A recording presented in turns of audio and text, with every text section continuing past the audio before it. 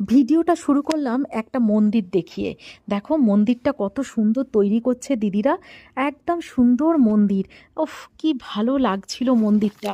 আর হয়ে যাওয়ার পর যখন ঠাকুর প্রতিষ্ঠিত হয়ে যাবে, তখন ভাবছিলাম বসে বসে যে আরও কত শান্তি পাওয়া যাবে এখানে থাকলে। আর এখানে দেখো আম গাছটা, সারা বছর আম হয়।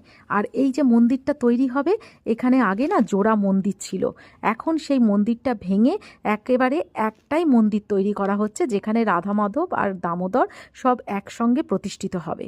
এবং দেখো চারিদিকে কত পুকুর, আর এই পাশটায় সব কিছুতে মানে ফুল টুল দিয়ে সুন্দর করে মন্দিরটার চারপাশটা সাজানো হবে।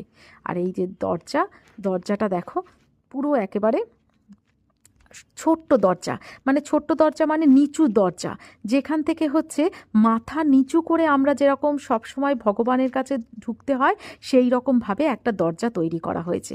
খুব ভালো লাগলো, এত ভালো লাগলো না, মনে হচ্ছিল মন্দিরটা যখন তৈরি হবে তখন তো সেই ঢং ঢং করে ঘন্টা বাজবে, সারাক্ষণ একটা পুজোর আমেজ, কত